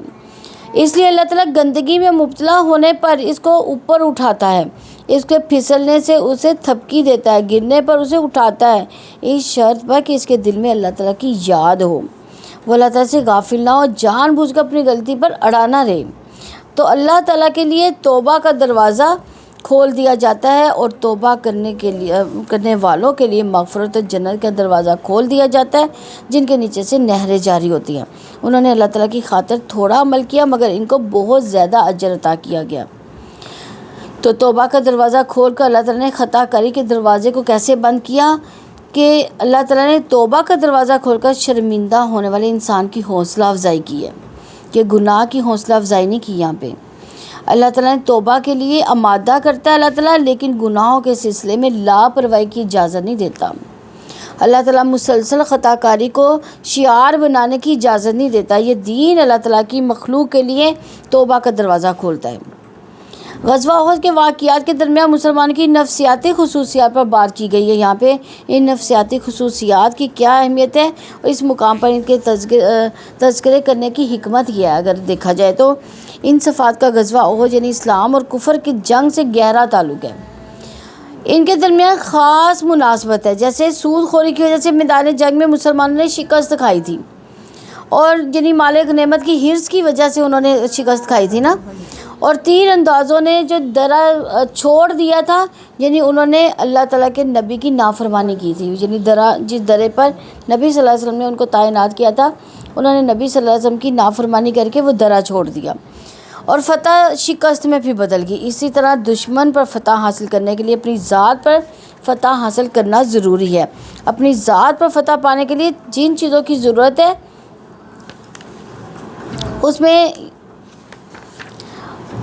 میں یہ ہے کہ یعنی کنجوسی پر فتح یاب ہونا، غصے پر فتح یاب ہونا، یا نفس پر فتح یاب ہونا، گناہ کرنے کی بجائے کنٹرول کر لینا، خواہش پر فتح حاصل کرنا، اللہ تعالیٰ کی طرف رجوع کرنا، تکبر پر فتح پانا، اللہ تعالیٰ سے مغفرت کی طلب کرنا. یہ جنگ مومن کے اندر جاری رہتی ہے، وہ اپنے اوپر فتح یاب ہو تو اللہ تعالیٰ کے دشمنوں پر بھی پھر فتح یاب ہو جاتا ہے۔ اسلام دشمنی کے بنیادی اسباب کیا تھے اس میں اور جن کی بنا پر غزوہ احد میں قریبی رشتہ دار ایک دوسرے کے خلاف صف آرا ہوئے تھے۔ اس میں دیکھا جائے تو اسلام اور کفر کے درمیان جو بنیادی فرق تھا عقائد اور رویوں کا فرق تھا۔ ان کے عقیدے کیا تھے؟ کیا عقیدے تھے دو جماعتوں کے؟ ایک جماعت اسلام کی تھی، دوسری کفر کی تھی، بت پرستی کی تھی۔ تو یہ ان کا عقائد کا سب سے زیادہ بڑا فرق تھا۔ پھر رویوں کا فرق تھا، ایک طرف صرف اللہ تعالیٰ کی خاطر جینے مرنے والے اور دوسری طرف کیا تھے؟ اپنی خاطر جینے مرنے والے لوگ تھے۔ اور جو ان کے ماننے والوں کے درمیان تھا، اس فرق کا ہم موازنہ کر سکتے ہیں، یعنی ایک طرف تو خواہش پرست تھے، دوسری طرف خدا پرست تھے۔ ایک طرف اپنی ذات کے لیے جینے مرنے والے اور دوسری طرف اللہ کی ذات کے لیے جینے مرنے والے۔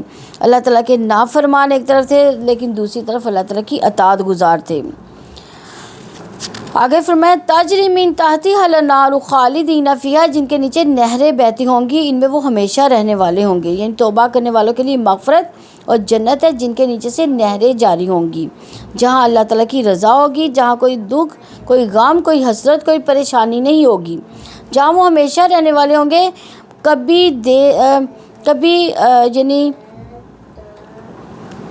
کبھی دیس نکالا نہیں جائے گا، یعنی اپنی جگہ سے وہ نکالا نہیں جائے گا، جہاں کی نعمتوں کو کبھی زوال نہیں آئے گا، یعنی ایک دفعہ جنت میں داخل ہو گیا وہاں سے وہ کبھی نہیں نکلے گا، جہاں کسی کی خوشیوں کو غم نہیں ڈسیں گے، جہاں کسی کی زندگی کو موت نہیں آئے گی، جہاں کسی کی جوانی کو کبھی بڑھاپا نہیں آئے گا، جہاں وہ ہمیشہ ہمیشہ رہیں گی۔ کہاں پہ رہیں گے؟ جنت میں۔ فنعم اجر العاملین، اور کیسا اچھا بدلہ ہے عمل کرنے والوں کا۔ یعنی مقاتل بن حیان کا قول ہے کہ اجر العالمین، یعنی اللہ تعالیٰ کی اطاعت کرنے والوں کا بدلہ کیا ہے؟ کیا بدلہ ہے؟ جنت ہے۔ تو انہوں نے اللہ تعالیٰ کی خاطر تھوڑا عمل کیا مگر ان میں بہت زیادہ اجر ہے۔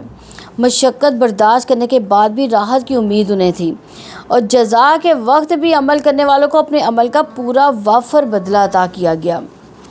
آیت نمبر 137 ہے قد خلت من قبلکم سنن فسیروا فی الارض فانظروا کیف کان عاقبۃ المکذبین، تم سے پہلے بھی بہت سے طریقے گزر چکے ہیں، سو تم زمین میں چل کر دیکھو کہ جھٹلانے والوں کا کیسا انجام ہوا۔ سنن سے مراد سنت کی جمع، یہ وہ سیرت اور طریقہ جس پر فرد اور جماعت ہوتی ہے، اور اللہ تعالیٰ کی سنت سے مراد اپنی مخلوق کے بارے میں اس کے طریقے، اس کا قانون جو ماضی میں مخلوق کے بارے میں جاری ہوا۔ یہاں پہلے لوگوں کے طریقے سے مراد رسولوں کو جھٹلانا، ان کے احکامات کی نافرمانی کرنا۔ تو دنیا میں لوگوں کے حالات بدلتے رہتے ہیں، اس دنیا میں لوگوں کی آزمائش میں مبتلا کیا جاتا ہے تاکہ ان کی روح خالص کر لی جائے، ان کے صبر کو آزمایا جاتا ہے۔ یعنی آپ دیکھیں دنیا میں جتنے بھی لوگ ہیں کسی نہ کسی غم میں ضرور مبتلا ہے، یہ ہو نہیں سکتا کہ وہ کسی غم میں نہ ہو۔ یہ کیوں ہے؟ غم کیوں آتے ہیں؟ آزمائش کے لیے آتے ہیں۔ اللہ تعالیٰ دیکھتا ہے کہ میرا بندہ کیا غموں میں بھی مجھے یاد رکھتا ہے کہ نہیں رکھتا، تو اس مقصد کے لیے ان پر مصیبتوں اور آزمائشوں کے پہاڑ توڑے جاتے ہیں۔ جو صبر سے کام لیتے ہیں انہیں فتح نصیب ہو جاتی ہے، اور جو لوگ حق کو جھٹلاتے ہیں وہ کفر کا رویہ اختیار کرتے ہیں، انہیں صفحہ ہستی سے مٹا دیا جاتا ہے۔ قد خلت من قبلکم سنن، تم سے پہلے بھی بہت سے طریقے گزر چکے۔ یعنی مسلمانوں کو یہ بات کیوں کہی گئی؟ مسلمانوں نے غزوہ احد میں رسول اللہ صلی اللہ علیہ وسلم کے حکم کی خلاف ورزی کی تھی۔ آپ صلی اللہ علیہ وسلم نے جن تیر اندازوں کو غزوہ احد میں عبداللہ بن جبیر کی قیادت میں پہاڑی پر مقرر فرمایا تھا، اس مقصد کے لیے کہ جو گھوڑ سوار ادھر سے آئیں انہیں پیچھے سے ہی دھکیل دیا جائے، اور فتح ہو شکست ہو اپنی جگہ سے نہیں ہٹنا، ان کو یہ کہا تھا۔ پھر جب مسلمانوں کو فتح نصیب ہوئی تو اس دستے کے افراد میں اختلاف ہو گیا۔ ان میں سے ایک گروہ کا خیال تھا کہ اب جنگ ختم ہوگی لہٰذا یہاں ٹھہرنا جو ہے وہ ضروری نہیں ہے، وہ درے سے ہٹ کے رسول اللہ صلی اللہ علیہ وسلم کی اطاعت کرنے والے 10 افراد وہاں پہ باقی رہ گئے۔ اس موقع سے کافروں نے فائدہ اٹھایا، مسلمانوں سے پیچھے سے حملہ کیا، اور اس موقع پر اللہ تعالیٰ فرمایا کہ یہ جو کچھ ہوا نئی بات نہیں ہے، اس سے پہلے بھی لوگ رسولوں کو جھٹلاتے رہے ہیں۔ فسیروا فی الارض، تو تم زمین پر چل پھر کے دیکھو. یعنی اللہ تعالیٰ کا یہ حکم اس مقصد کے لیے کہ ہلاک ہونے والوں کے حالات سے عبرت حاصل کرو. فانظروا کیف کان عاقبۃ المکذبین، سو تم زمین میں چل پھر کر دیکھو کہ جھٹلانے والوں کا کیسا انجام ہوا تھا. اللہ تعالیٰ نے جھٹلانے والوں کا انجام اس لیے سامنے رکھا تاکہ لوگ رسول اللہ صلی اللہ علیہ وسلم کی نافرمانی کرنے سے بچ جائیں. تو گزشتہ اقوام کا انجام دیکھنے کا ہمیں کیا فائدہ ہوگا کہ زمین پر انسانی زندگی ایک کھلی کتاب ہے. اس سے پتہ چلتا ہے کہ زمین پر واقعات کے فیصلے کس بنیاد پر ہوتے ہیں. ان کو یہ پتہ چلتا ہے کہ اللہ تعالیٰ کے نظام کس قدر پختہ ہے جس کے تحت یہ واقعات ظہور پذیر ہوتے ہیں. یہ بھی پتہ چلتا ہے ان واقعات کی روانی میں آئندہ کے لیے کیا لاہ عمل اختیار کرنا ہے. تو کوئی قوم ایسی نہیں جہاں اللہ تعالیٰ کا پیغمبر مبعوث نہ ہوا ہو. وَإِن مِّنْ أُمَّةٍ إِلَّا خَلَا فِيهَا نَذِيرٌ، اور کوئی امت نہیں مگر ان میں سے ایک خبردار کرنے والا ضرور گزرا ہے. جب تک کوئی قوم اپنی پیغمبر کی تعلیمات پر عمل پیرا رہتی ہے تو یہ اس کے عروج کا زمانہ ہوتا ہے. اور جب یہی لوگ عیش و عشرت و فحاشی اور بے حیائی اور نافرمانی کے کاموں میں مبتلا ہوتے ہیں جس کا نام ان کی زبان میں تہذیب ہوتا ہے، تو ان پر بتدریج زوال آنا شروع ہو جاتا ہے. تو ہم بھی آج کل یہی کہا جاتا ہے نا، کوئی نقاب کرتا ہے تو اس کو کیا کہا جاتا ہے؟ یہ تو دھکیانوسی ہے. تو پردہ تو کس چیز کا ہوتا ہے؟ دل کا پردہ ہوتا ہے. دل کا پردہ ہوتا ہے، یعنی یہ اللہ تعالیٰ کا حکم ہے. یہ دل کا پردہ کیا ہوتا ہے؟ دل کا پردہ تو کچھ بھی نہیں ہوتا. یعنی ہمیشہ اس قوم کو زوال آیا ہے جس نے اللہ کی اور اس کے رسول کی نافرمانی کی ہے. تو اگر ہم اللہ تعالیٰ کے اور اس کے رسول کی نافرمانیوں میں لگیں گے کہ تو کیا ہوگا؟ ہمارا معاشرہ ہی تباہ ہو جائے گا. تو آج یہ دیکھیں، ہم نے مغربی تہذیب کو اپنایا تو کیا ہوا ہے؟ ہمارا معاشرہ تباہ و برباد ہو گیا. آیت نمبر 138 ہے، ھذا بیان للناس وہدی وموعظۃ للمتقین، لوگوں کے لیے یہ بیان ہے، اللہ تعالیٰ سے ڈرنے والوں کے لیے ہدایت اور نصیحت ہے. یعنی اس سے مراد کی تاریخی واقعات جو قرآن حکیم میں بیان ہو رہے ہیں. عام لوگ جن کے پاس کوئی علمی ذخیرہ نہیں ہے ان کے لیے تو علمی بیان ہے. یہ قرآن انسانی کے لیے ایک درس کی یعنی ایک انقلاب والا درس ہے، اور جب تک یہ قرآن بیان نہ کیا جائے یہ انقلاب نہیں آ سکتا. وَہُدًى وَمَوْعِظَةٌ لِّلْمُتَّقِينَ، اور اللہ تعالیٰ سے ڈرنے والوں کے لیے ہدایت و نصیحت ہے. اس لیے کہ صرف اللہ تعالیٰ سے ڈرنے والوں کے دل ہدایت کے لیے کھلے رہتے ہیں، وہی ہدایت قبول کرتے ہیں. اور سچائی اور حق کو قبول کرنے کے لیے ہدایت اس صورت میں مل سکتی ہے جب دل ایمان اور یقین سے بھر جائے. ایمان اور تقوی ہی انسان حق کے راستے کی تکلیفیں برداشت کر سکتا ہے. یعنی ایمان ہوگا دل میں اور اللہ کا ڈر بیٹھا ہوگا دل میں، تب بھی ہم کیا کر سکیں گے کہ اللہ تعالیٰ نے جو ہمیں تکلیفیں دینی ہے دنیا میں ہم اس پر بھی صبر کر سکیں گے. تو متقیوں کے لیے قرآن مجید ہدایت و نصیحت ہے. اس میں پچھلے لوگوں کے حالات سے ہدایت دی گئی ہے، ان کے ذریعے طرز عمل سے ہمیں نصیحت کی گئی ہے. لوگوں کے لیے یہ بیان ہے، اس میں وہ لوگ بھی داخل ہیں جو جنگ کرنے کے لیے آئے تھے، اور عام مکذبین بھی ہیں، یعنی عام جھٹلانے والے بھی. موعظۃ سے مومن کی ایک ایسی نصیحت ہے جس کی وجہ سے دوسرا مومن کامیابی کی نجات کے راستے پر چلتا ہے. یعنی اگر ہمیں قرآن میں مختلف نصیحتیں، کچھ مختلف واقعات بتائے گئے، کیوں بتائے گئے واقعات؟ نصیحت حاصل کرنے کے لیے. یعنی ہم اگر کوئی کسی کو کہانی سناتے ہیں تو کس لیے سناتے ہیں؟ تاکہ اس کو عبرت دلائی جائے. اور ہمیں قرآن نے یہ جو پچھلے لوگوں کی کہانیاں سنائی ہیں کیوں سنائی ہیں؟ تاکہ ہم وہ غلطیوں سے بچ جائیں جو پہلے لوگوں نے کی ہیں، ہم ان غلطیوں میں مبتلا نہ ہوں. آیت نمبر 139 ہے، وَلَا تَهِنُوا وَلَا تَحْزَنُوا وَأَنْتُمُ الْأَعْلَوْنَ إِن كُنتُم مُؤْمِنِينَ، اور نہ تم ہمت ہارو، نہ غم کرو، اور تم ہی غالب رہو گے اگر تم مومن ہیں. یعنی وہن رائے عمل اور امور کے انجام دینے میں کمزور پڑنا وہن کہتے ہیں. ولا تاہنو، کفار سے جنگ کرنے میں کمزور پڑ جانا. ولا تاہنو، نہ تم کمزور پڑو، نہ جہاد میں بیٹھے رہو، یعنی جہاد کرو لازم ہے. ولا تحزنو، نہ تم غم کرو. تمہارے مرد میں سے تمہارے جو مرد ہیں وہ سب کے سب کہاں پہ چلے جائیں؟ جہاد پہ جائیں. وانتم الاعلون، اور تم ہی غالب رہو گے. قتادہ کا قول ہے، یعنی اصحاب محمد صلی اللہ علیہ وسلم انہیں اپنے دشمن سے جنگ کی ترغیب دلائی جا رہی ہے کہ انہیں عاجز اور کمزور پڑنے سے روکا گیا ہے۔ ان کنتم مومنون، اگر تم مومن ہو، یعنی اللہ تعالیٰ نے تو ہمیشہ کے لیے ایک کلیہ بتا دیا کہ اگر تم واقعی مومن ہو، سست اور غم زدہ نہ ہو، بلکہ اللہ پر توکل کرو، بھروسہ کرو، تو یقیناً اللہ تعالیٰ تمہیں غلبہ عطا کرے گا۔ سیدنا ثوبان رضی اللہ عنہ بیان کرتے ہیں کہ رسول اللہ صلی اللہ علیہ وسلم نے ارشاد فرمایا کہ آدمی اپنے گناہوں کی وجہ سے رزق کے محروم ہو جاتا ہے۔ اسی مسند احمد میں مروی ہے کہ رسول اللہ صلی اللہ علیہ وسلم نے ارشاد فرمایا، ڈر ہے کہ دنیا کی قومیں تم پر ہر طرف سے ٹوٹ پڑیں گی، جس طرح کے بھوکے کھانے کے پیالے پہ ٹوٹ پڑتی ہیں۔ صحابہ رضوان اللہ نے عرض کیا، یا رسول اللہ صلی اللہ علیہ وسلم، کیا اس وقت ہماری تعداد کم ہوگی؟ آپ نے فرمایا، اس وقت تمہاری کثرت ہوگی، لیکن تمہاری حالت اس وقت سیلاب کے خس و خاشاک جیسی ہوگی۔ تمہارے دشمنوں کے دلوں میں تمہارا رعب اٹھ جائے گا، تمہارے دلوں میں بزدلی پیدا ہو جائے گی۔ صحابہ نے عرض کیا، یا رسول اللہ صلی اللہ علیہ وسلم، بزدلی کیا ہے؟ آپ صلی اللہ علیہ وسلم نے فرمایا، زندگی سے موت اور موت کا ڈر۔ اور آج آپ دیکھیں کہ کتنے مسلمان ہیں، ہر ملک میں مسلمان موجود ہیں، لیکن کوئی ہمت نہیں کر رہا فلسطین کا ساتھ دینے کے لیے۔ تو یہ کیا مسلمانوں کی بزدلی نہیں ہے کہ وہ جہاد کے لیے اپنے فلسطین بھائیوں کا ساتھ ہی نہیں دے سکتے؟ تو اللہ تعالیٰ نے غلبے اور قوت کا راز ایمان کو قرار دیا کہ اگر ایمانی قوت موجود ہے تو غلبہ تمہارا ہے۔ حالانکہ اللہ تعالیٰ نے یہ وعدہ کیا ہے، اگر تم ہمت کرو گے، آگے بڑھو گے، تو شکست دشمنوں کی ہوگی، تمہاری ہمیشہ ہی فتح ہوگی، لیکن ہم ہمت بھی نہیں کرتے۔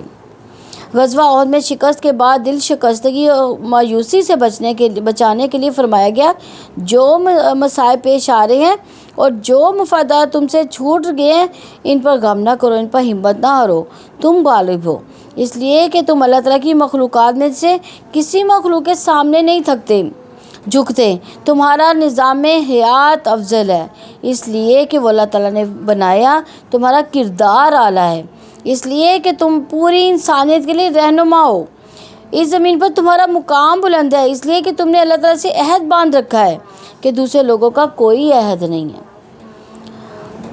یہاں پہ یہ جو کہا ہے اس زمین پر تمہارا مقام بلند ہے، اس سے کیا مراد ہے؟ مقام کیسے انسان کا بلند ہے؟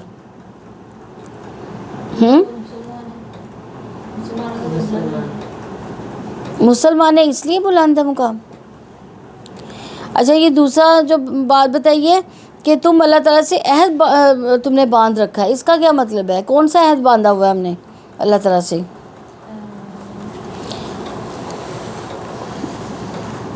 ہمارا جو نا مقام اس لیے بلند ہے کہ اللہ تعالیٰ نے ہمیں یہ نعمت دی ہے، قرآن کی نعمت۔ اور قرآن کی نعمت کیا ہے کہ اللہ تعالیٰ نے کہا کہ اس کو سیکھو، اس پر عمل کرو اور اس کو آگے پہنچاؤ۔ اسی وجہ سے ہمارا مقام بھی بلند ہے اور یہی اللہ تعالیٰ کے ساتھ ہمارا عہد بھی ہے۔ تو اللہ تعالیٰ کا طریقہ کار ہے کہ کبھی تم پر مصیبت آئے گی، کبھی تم کامیاب ہو جاؤ گے، تاکہ کھرے اور کھوٹے کے درمیان فرق ہو جائے۔ تو یہاں دو کیفیات کا اس لیے ذکر کیا گیا ہے کیونکہ شکست کے بعد اس کا غم لاحق ہو جاتا ہے۔ غم انسان کو کیا کرتا ہے؟ سست کر دیتا ہے۔ یہ میدان جنگ میں شکست کے بعد دلوں کی شکست ہے، شکست خوردگی جو انسان کے نفس کو لاحق ہو جاتی ہے، انسان کو اٹھنے نہیں دیتی۔ یعنی ایک دفعہ انسان شکست ہوتا ہے، شکست کھاتا ہے تو کیا ہوتا ہے؟ انسان سست پڑ جاتا ہے، اور پھر کیا ہوتا ہے؟ انسان میں ہمت نہیں رہتی کہ میں آگے بڑھ کر دوسرا قدم بھی اٹھاؤں۔ تو اس لیے اللہ تعالیٰ نے کیفیات سے نکالا کہ اگر تم ایمان والے ہو تو تم ہی غالب رہو گے، لہٰذا نہ سست پڑو نہ غم کھاؤ۔ ان کنتم مومنین، اگر تم مومن ہو، یعنی اللہ تعالیٰ نے غلبے اور قوت کا اصل راز ایمان کو قرار دیا کہ اگر ایمانی قوت موجود ہے تو غلبہ تمہارا ہے۔ آیت نمبر 140 ہے، یمسسکم کرہ فقد مس القوم کرہ مثل وتلک الایام نداولها بین الناس ولیعلم اللہ الذین آمنوا ویتخذ منکم شہداء واللہ لا یحب الظالمین۔ اگر تمہیں چوٹ لگی ہے تو انہیں بھی یقیناً جیسی چوٹ لگ چکی، اور یہ دن ہے جنہیں ہم انہیں لوگوں کے درمیان گھماتے رہتے ہیں، اور تاکہ اللہ تعالیٰ ان لوگوں کو جان لے جو ایمان لائے اور تم میں سے بعض کو شہید بنا لے، اور اللہ تعالیٰ ظالموں سے محبت نہیں کرتا۔ اس آیت کا شان نزول یہ ہے کہ ابی حاتم نے کرما سے روایت نقل کیا، فرماتے ہیں کہ جب عورتوں پر احد کے دن غلط بات مشہور ہونے کے بعد صورتحال کی تحقیق میں دیر ہوئی تو وہ معلومات کرنے کے لیے نکل پڑیں۔ دیکھا کہ 2 آدمی اونٹ پر آ رہے ہیں، تو ایک عورت نے ان سے پوچھا کہ رسول اکرم صلی اللہ علیہ وسلم کے بارے میں کیا اطلاع ہے؟ ان سواروں نے کہا کہ آپ زندہ ہیں۔ تو وہ عورت بولی کہ اگر رسول اکرم صلی اللہ علیہ وسلم سلامت ہیں تو آپ کسی بات کا فکر نہیں، اللہ تعالیٰ جس قدر چاہے اپنے بندوں کو شہید کر دے۔ تو اسی عورت کے الفاظ کے مطابق قرآن کریم کی یہ آیت وَيَتَّخِذَ مِنکُم شُہَداءَ نازل کی گئی ہے۔ یعنی انہوں نے دیکھے اپنے لوگوں کی، اپنے گھر والوں کی پرواہ نہیں تھی، لیکن نبی صلی اللہ علیہ وسلم کی یعنی زندگی کی کتنی پرواہ تھی ان کو۔ تو ایمان والوں کو صبر استقامت سے جانچا جاتا ہے، کیونکہ صبر استقامت ایمان کا تقاضا ہے۔ یمسسکم کرہن، اگر تمہیں چوٹ لگی ہے، یعنی یہ وہ چوٹ ہے جو اہل اسلام کو احد کے میدان میں لگی تھی، فقد مس القوم کرہ مثلہ، تو انہیں بھی یقیناً اس جیسی چوٹ لگی ہے۔ یعنی اللہ تعالیٰ نے غم خوردہ لوگوں کے دلوں پر دلیل کا مرہم رکھا ہے کہ اگر تم زخمی ہوئے تو مخالف بھی تمہارے جو ہے وہ زخمی ہوئے ہیں۔ کافر قوم کو لگنے والی چوٹ سے مراد غزوہ بدر ہے، جس میں مسلمان صحیح سلامت رہے، جبکہ 70 کافر قتل ہوئے اور 70 قیدی ہوئے۔ وَتِلْكَ الْأَيَّامُ نُدَاوِلُهَا بَيْنَ النَّاسِ، یہ دن ہے جنہیں ہم انہیں لوگوں کے درمیان گھماتے رہتے ہیں۔ یعنی غزوہ بدر میں اگر مسلمانوں کو کوئی نقصان نہیں ہوا، ان کو فتح یابی ہوئی تھی، لیکن غزوہ احد میں کیا ہوا تھا؟ مسلمانوں کو نقصان بھی ہوا اور وہاں پہ شہید بھی کافی ہوئے۔ تو اللہ تعالیٰ اس لیے کہہ رہے ہیں کہ اگر تمہیں اس دفعہ چوٹ لگی تو اس سے پہلے انہیں چوٹ لگی تھی۔ تو اللہ تعالیٰ پھر آگے کیا فرما رہے ہیں کہ یہ ہے دن جنہیں ہم انہیں لوگوں کے درمیان گھماتے رہتے ہیں، یعنی کبھی ایک کی شکست تو کسی دوسرے کی فتح، اور کبھی تو ایک کی فتح تو دوسرے کی شکست۔ تو اللہ تعالیٰ دنوں کو لوگوں کے درمیان اپنی حکمت کے تقاضے کی وجہ سے باری باری بدلتا ہے۔ انسان جب سختی اور کشادگی کی مختلف کیفیات سے گزرتا ہے تو اس کے اندر کی چھپی ہوئی صلاحیتیں بیدار ہوتی ہیں۔ لوگوں کے مزاج کا پتہ چل جاتا ہے، یہ پتہ چل جاتا ہے کہ کون خالص ہو چکا، کس کے اندر میل کچیل موجود ہے، کون جلد باز ہے، کون ثابت قدم، کون اللہ تعالیٰ پر بھروسہ کرتا ہے، کون مایوس ہو جاتا ہے، کون ہے جو اللہ تعالیٰ کی رضا پر راضی ہو جاتا ہے، کون ہے جو سرکشی اور خود سری کا رویہ اختیار کرتا ہے۔ اس طرح انسانوں کے اندر کی کمزوریاں دور ہو جاتی ہیں۔ زندگی کے نشیب و فراز ایسی کسوٹی ہے جس کا نتیجہ غلط نہیں ہوتا۔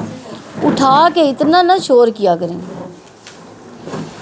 احد کی شکست اگرچہ مسلمانوں کی اپنی کوتاہی کی وجہ سے ہوئی، لیکن اس میں مسلمانوں کے مستقبل کے لیے بڑی حکمتیں ہیں، جس کی طرف اللہ تعالیٰ توجہ دلائے کہ یہ شکست اس لیے تھی تاکہ اللہ تعالیٰ ایمان والوں کو جانچ لے، تاکہ بعض لوگوں کو اللہ تعالیٰ شہادت کے درجے پر فائز کر دے، تاکہ اللہ تعالیٰ ایمان والوں کو الگ کر دے، تاکہ اللہ تعالیٰ کافروں کو مٹا دے۔ وَيَتَّخِذَ مِنکُم شُہَدَاءَ، اور تم میں سے بعض کو شہید بنا لے، یعنی اللہ تعالیٰ کے راستے میں مارا جانے والا۔ عبداللہ بن زبیر بیان کرتے کہ حنظلہ بن ابی عامر لڑتے ہوئے ابو سفیان کے پاس جا پہنچے۔ وہ اسے قتل کرنے ہی والے تھے کہ شداد بن اسود نے حنظلہ پر تلوار کا وار کر کے انہیں شہید کر دیا۔ ان کی شہادت کے بعد رسول اللہ صلی اللہ علیہ وسلم نے صحابہ سے فرمایا، تمہارے ساتھی حنظلہ کو فرشتے غسل دے رہے ہیں۔ اس کی بیوی سے اس کی وجہ پوچھی، بیوی سے پوچھا گیا تو اسے بتایا کہ جب حنظلہ نے مارکہ رائکہ سنا تو اس پر غسل واجب تھا، لیکن وہ اللہ کے راستے میں اس حالت میں نکل کھڑے ہوئے۔ یہ سن کر رسول اللہ صلی اللہ علیہ وسلم نے فرمایا، اسی وجہ سے فرشتوں نے حنظلہ کو غسل دیا۔ واللہ لا یحب الظالمین، اور اللہ تعالیٰ ظالموں سے محبت نہیں کرتا، یعنی اللہ تعالیٰ ظالموں سے محبت نہیں رکھتا، اس لیے اس سے یہ مراد ہے کہ جو لوگ ایمان نہیں لاتے اللہ تعالیٰ کو ان سے کوئی دلچسپی نہیں۔ میدان جنگ میں اگر ان کی طرف سے تمہیں زخم پہنچے تو یہ تو اس وجہ سے کہ تمہارے ایمان کی آزمائش ہو جائے اور تم میں سے کچھ لوگ شہادت کے درجے پر فائز ہو جائے، ورنہ اللہ تعالیٰ ظالم لوگوں سے محبت نہیں رکھتا۔ ابن اسحاق نے کہا کہ اس مراد منافق ہیں جو اپنی زبانوں سے اطاعت کا اظہار کرتے تھے اور دل ان کی نافرمانی پر اصرار کرتے تھے۔ آیت نمبر 141 ہے، وَلِيُمَحِّصَ اللَّهُ الَّذِينَ آمَنُوا وَيَمْحَقَ الْكَافِرِينَ، اور تاکہ اللہ تعالیٰ ان لوگوں کو خالص کر لے جو ایمان لائے، کافروں کو مٹا دے۔ تمہید سے مراد اختیار کرنا، چن لینا، تطہیر اور خالص کرنا۔ تطہیر اور خالص کرنے سے مراد گناہوں سے پاک اور صاف کرنا۔ اللہ تعالیٰ اہل ایمان کو منافقین سے پاک کرتا ہے، منافقین سے الگ ہو جاتے ہیں اور وہ منافق اور مومن کو پہچان لیتے ہیں۔ وَيَمْحَقُ الْكَافِرِينَ، کافروں کو مٹا دیتا ہے، یعنی کافروں کو مٹانے کے لیے اللہ تعالیٰ کا طریقہ کار جو ہے وہ عجیب ہے۔ اللہ تعالیٰ وقتی فتح سے انہیں تکبر اور شکستی میں سرکشی میں مبتلا کرتا ہے، یہی چیز ان کی ہلاکت اور بربادی کا سبب بن جاتی ہے۔ وَيَمْحَقُ، اور کافروں کو مٹا دیتا ہے، یعنی اللہ تعالیٰ کفر اور کافروں کے آثار مٹا دیتا ہے۔ آیت نمبر 142 ہے،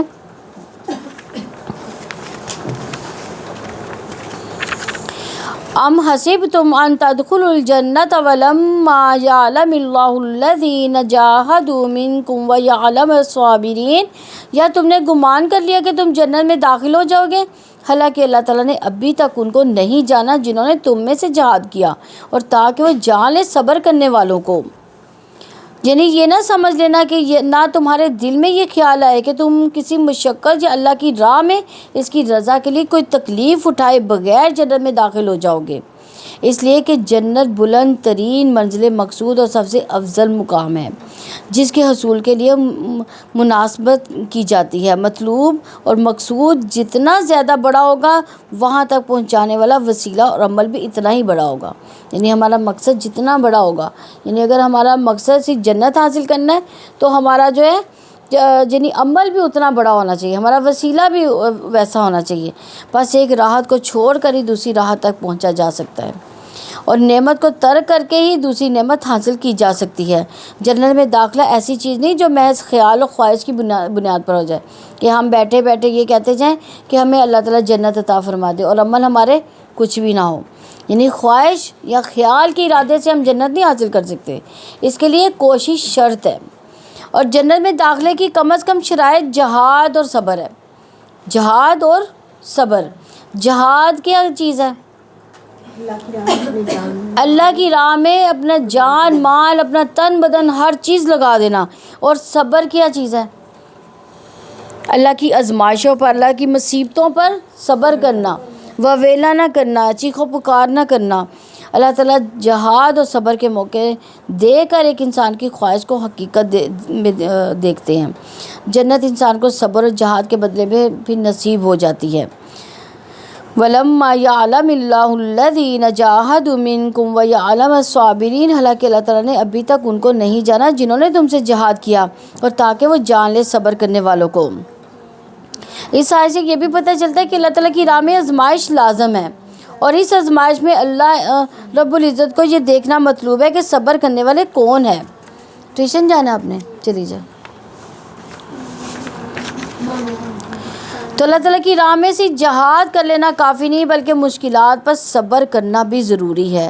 سیدنا خباب بن ارت رضی اللہ عنہ ان مصائب سے کچھ گھبرا سے گئے اور چاہا کہ جا کر رسول اللہ صلی اللہ علیہ وسلم سے دریافت فرمائے کہ جس وقت کی آپ بشارت سناتے ہیں ہاں اور وہ کب آئے گا۔ چنانچہ وہ خود راوی ہیں کہ میں رسول اللہ صلی اللہ علیہ وسلم کے پاس آیا، اس وقت آپ کعبہ کے سائے میں ایک چادر پر تکیہ لگائے بیٹھے تھے۔ اس زمانے میں ہم مشرک لوگوں پر سے سخت تکلیفیں اٹھا رہے تھے۔ میں نے آپ صلی اللہ علیہ وسلم سے عرض کیا، آپ اللہ تعالیٰ سے ان مشرکوں کے لیے بد دعا کیوں نہیں کرتے؟ یہ سنتے ہی آپ تکیہ چھوڑ کر سیدھے بیٹھ گئے۔ آپ صلی اللہ علیہ وسلم کا چہرہ غصے سے سرخ ہو گیا اور فرمایا، تم سے پہلے ایسے لوگ گزر چکے ہیں جن کے گوشت اور پٹھوں میں ہڈیوں تک لوہے کی کنگیاں چلائی جاتی تھیں، مگر وہ اپنے سچے دین سے نہیں پھرتے تھے، اور ان کے سر کے درمیان آرا رکھ کے چلا دیا جاتا تھا، ان کے 2 ٹکڑے کر دیے جاتے تھے، مگر اپنے سچے دین سے نہیں پھرتے تھے، اور اللہ ایک دن اس کام کو ضرور پورا کرے گا۔ یہ بخاری کی روایت ہے۔ آپ دیکھیں فلسطین میں ایسے ہی نہیں ہو رہا، کیسے کیسے ان کو قتل کیا جا رہا ہے، کیسے کیسے ان کو شہید کیا جا رہا ہے، لیکن وہ صبر کا دامن نہیں چھوڑ رہے ہاتھ سے، اور ہم عیش کی زندگی بسر کرتے ہوئے اذان کی آواز سنتے ہوئے بھی نماز نہیں پڑھتے۔ کتنے لوگ ہیں ہم میں کہ بالکل نماز نہیں پڑھتے۔ روزمرہ زندگی میں ایمان پر جمے رہنا، ایمان کے تقاضے پورے کرتے رہنا صبر ہے۔ آرام طلبی کی تمنا کے مقابلے میں کام کرنا جو ہے وہ صبر ہے، اور وسوسوں اور نفس کی اکساہٹوں کے مقابلے میں ایمان پر جمے رہنا بھی صبر ہی ہے۔ اللہ تعالیٰ یہ دیکھنا چاہتے ہیں کہ کون روزمرہ زندگی میں ایمان کے تقاضے پورے کرتا ہے، کون اپنی آرام طلبی کو ترک کرتا ہے، کون وسوسوں اور نفس کی اکساہٹوں کے مقابلے میں ایمان پر جمع رہتا ہے۔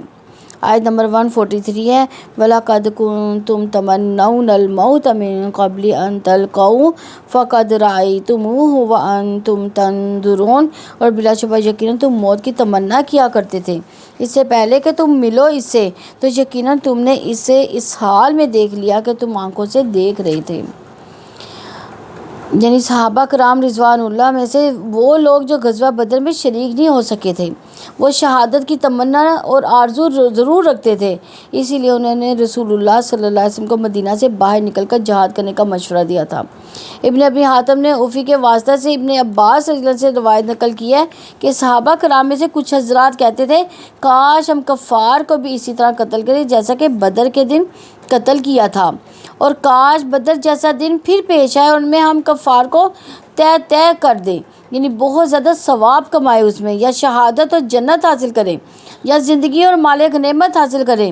چنانچہ اللہ تعالیٰ نے احد کے دن کا مشاہدہ کرا دیا، اور اس میں ان حضرات کے سوا جن کو اللہ تعالیٰ نے ثابت قدم رکھا کوئی نہ جم سکا۔ اس پر اللہ تعالیٰ نے یہ آیت نازل فرمائی کہ تم تو مرنے یعنی شہید ہونے کی تمنا کر رہے تھے۔ یہ تفسیر ابن عباس کی روایت ہے۔ تو رسول اللہ صلی اللہ علیہ وسلم نے فرمایا، تم دشمن سے مڈ بھیڑ کی تمنا نہ کرو اور اللہ تعالیٰ سے عافیت طلب کرو۔ جب دشمن سے لڑنا پڑ جائے پھر ثابت قدم رہو، یعنی پہلے اس بات کی تمنا نہ کرو کہ ہم اس سے لڑیں گے، دشمنوں سے پہلے تمنا نہ کرو، لیکن اگر ان کے ساتھ مقابلہ کرنا پڑ جائے تو پھر پیچھے نہیں ہٹنا، پھر جو ہے جنت تلواروں کے سائے کے نیچے ہے۔ فَقَدْ رَأَيْتُمُوهُ وَأَنْتُمْ تَنْظُرُونَ، تو یقیناً تم نے اس حال میں دیکھا کہ تم آنکھوں سے دیکھ رہے تھے۔ یعنی غزوہ احد میں مسلمانوں کو شکست ہوئی، 70 افراد شہید ہوئے، مسلمان ذہنی صدموں کا شکار ہوئے، تب یہ کہا گیا کہ تمہاری ہی چاہت تھی کہ اللہ تعالیٰ کی راہ میں شہید ہوں۔ اب اللہ تعالیٰ نے وہ موقع دے دیا تو تم نے آنکھوں سے دیکھ لیا، تمہاری چاہت پوری ہوگی، اب پریشانی کس بات کی؟ وَأَنْتُمْ تَنْظُرُونَ، تو تم آنکھوں سے دیکھ رہے تھے، یعنی موت کو سامنے دیکھنے کی بات تاکید و مبالغے کے لیے کی گئی ہے۔ مراد ہے کہ تم نے مجاہدوں کی صف آرائی میں تلواروں کی جلگار اور تیروں کی بچھاڑ میں موت کا مشاہدہ کر لیا۔ الحمدللہ ہمارا یہ رکوع کمپلیٹ ہوا۔ اللہ تعالیٰ ہمیں اس کو سمجھنے اور اس پر عمل کی توفیق عطا فرمائے۔ سبحانک اللہم و بحمدک، نشہد ان لا الہ الا انت، نستغفرک و نتوب الیک۔